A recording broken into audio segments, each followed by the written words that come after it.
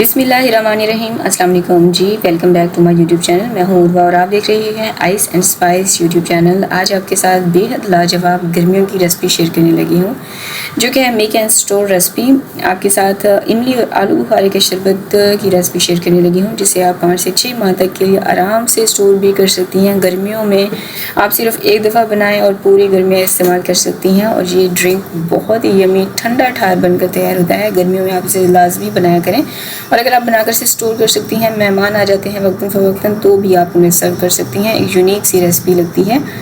Recipe को आखिर तक देखिएगा, पसंद आए तो लाइक ज़रूर कीजिएगा और अपनी फ्रेंड्स और फैमिली के साथ भी शेयर कर दिया करें। तो चलिए मज़ेदार सी ठंडी ठंडी रेसिपी को बनाना स्टार्ट करते हैं। सब्सक्राइब करें ice and spice YouTube channel को, साथ में घंटी का बटन प्रेस करके ऑल पे क्लिक करें और पाएँ डेली अपडेट। तो बिस्मिल्लाह करके रेसिपी को बनाना स्टार्ट करते हैं। यहाँ पर मैंने लिया है 1 कप इमली। इमली आप कोशिश कीजिएगा बहुत पुरानी ना लें, जो थोड़ा सा आपको इसका लाइट कलर दिखे तो आप वो वाली इमली लीजिएगा। और 1 कप ही मैंने लिया है आलू बुखारा, और आलू बुखारा भी आपने फ्रेश लेना है, बहुत ज़्यादा पुराना नहीं होना चाहिए। ठीक हो गया। सेम क्वांटिटी रखते हुए मैंने इमली और आलू बुखारा लिया है। अगर आप दोनों चीज़ें फ़्रेश लेंगे ना, तो उससे ये होगा कि आपको जूस का जायका भी फ़्रेश सा मिलेगा और कलर भी बहुत प्यारा आएगा। अब एक कढ़ाई लेंगे और इसमें दोनों चीज़ें डाल देंगे। सबसे पहले ना बेसिकली हमें चाहिए इन दोनों चीज़ों का गूदा, बिल्कुल क्लियर सा। तो ये उसकी तैयारी हम कर रहे हैं। इसके लिए हमें 1 लीटर पानी चाहिए होगा, इसको तोड़ दें।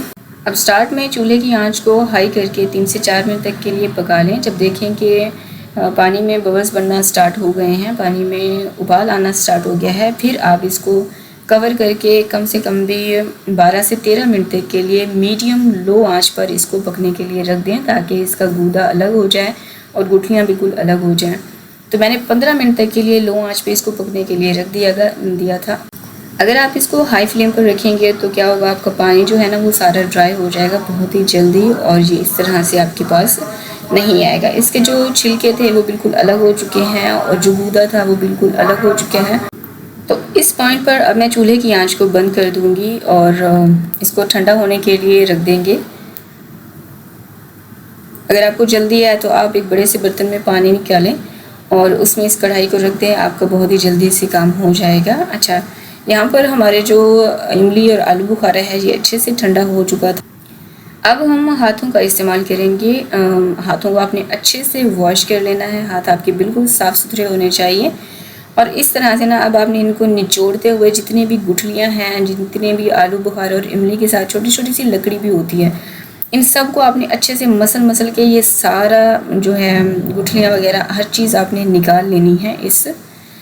तो ये देखें, अब हमारे पास बहुत ही क्लियर सा गूदा आ चुका है इमली और आलू बुखारे का। अब आप चाहें तो इसको ना हैंड ब्लेंडर की मदद से या फिर जूसर जग में डाल के इसको अच्छे से ग्राइंड भी कर सकते हैं, लेकिन उससे क्या होगा कि इसके अंदर जो छोटे छोटे ज़र्रात हैं, जो इमली के साथ छोटी छोटी सी लकड़ियाँ होती हैं ना, वो भी साथ ही पिस जाएंगी, और मुझे वो चीज़ नहीं चाहिए। मुझे बिल्कुल क्रिस्टल क्लियर एक पानी चाहिए था इमली और आलू बुखारे का। तो मैं क्या करूँगी, मैं इसको छन्नी की मदद से छान लूँगी।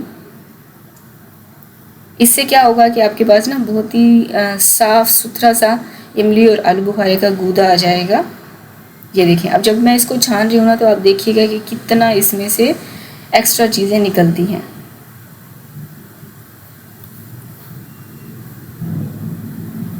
और इस पॉइंट पर मैंने डिस्कार्ड बिल्कुल भी नहीं करूँगी, क्योंकि मुझे लग रहा था कि इसमें अभी भी गुंजाइश बाकी है, इसमें से मज़ीद गूदा निकल सकता है। तो मैंने आधा लीटर पानी और लिया और इसमें डाल दिया, और इसको अच्छे से मिक्स करें। इसकी जितने भी बचा कुचा इसमें जायका होगा ना इमली और आलू बुखारे का, उसको भी हम छान लेंगे।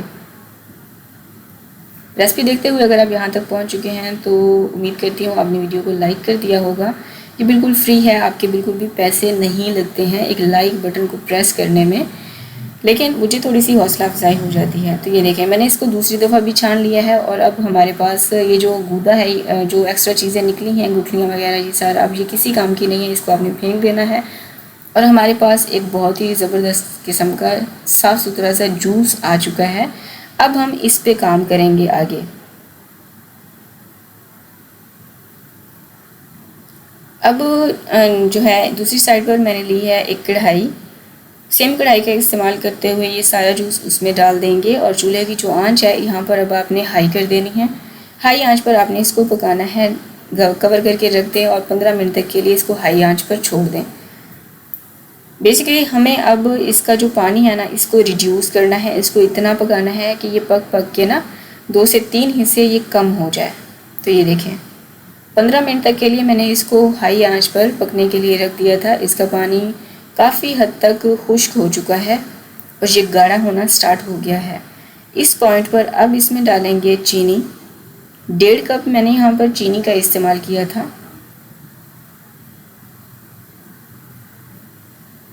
वेट में अगर देखें तो 250 या फिर 300 ग्राम के जितनी होगी।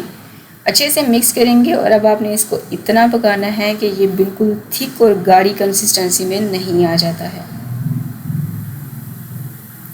तो ये देखें मज़ीद इसको 15 मिनट हाई आंच पर पकाने के बाद ये है हमारे इमली और आलू बुखारे की फ़ाइनल लुक। और ये जो जूस है ना, यकीन करें बहुत ही मज़ेदार, यमी और खट्टा मीठा सा बनकर तैयार होता है। अगर आप खट्टा मीठा खाने के शौकीन हैं ना, तो आप इसको ज़रा टेस्ट कीजिएगा, आपको बहुत ज़्यादा पसंद आएगी। अब इसको स्टोर किस तरह से करना है ये भी मैं आपको बता देती हूँ। एक गिलास जार लें जो आपका साफ़ सुथरा होना चाहिए। जो गिलास जार है ना आपका, उसमें पानी बिल्कुल भी नहीं होना चाहिए, बिल्कुल ड्राई होना चाहिए अगर तो आप इसको बनाकर स्टोर करना चाहती हैं तो। अब इसको ढककर आप फ्रिज का जो नीचे वाला हिस्सा होता है ना, उसमें आप इसको रख दें और पूरी जो है गर्मियाँ इस्तेमाल कर सकती हैं। इसको सर्व करेंगे, ग्लास में डालेंगे 2 से 2.5 खाने के चम्मच जितना ये पल्प, और ठंडा ठार पानी इसमें डालेंगे। साथ में मैंने तुखम मलंगा भी थोड़ा सा भिगो के रख दिया था, वो इसके ऊपर डालेंगे। अच्छे से मिक्स करेंगे और इसको सर्व करेंगे। मैंने यहाँ पर चिल्ड वाटर का इस्तेमाल किया था, बिल्कुल ठंडा ठार पानी का इस्तेमाल किया था। आप इसमें आइस का भी इस्तेमाल कर सकती हैं, बर्फ़ का इस्तेमाल कर सकती हैं और इसको सर्व करें। घर पे मेहमान आने हैं तो भी आप इसको बना के सर्व कर सकती हैं। और गर्मियों में ख़ास तौर पर दोपहर में आप घर में बना के ख़ुद अपनी फैमिली में अपने बच्चों को दे सकती हैं। बहुत ही हेल्दी होने के साथ साथ बहुत ही ठंडी तासीर भी आपको देगा। तो ज़रूर बनाइएगा और इसके फीडबैक मेरे साथ कमेंट सेक्शन में लाजमी शेयर कीजिएगा। उम्मीद करती हूँ वीडियो को लाइक कर दिया होगा, मेरे चैनल को सब्सक्राइब कर दिया होगा। अल्लाह हाफिज़।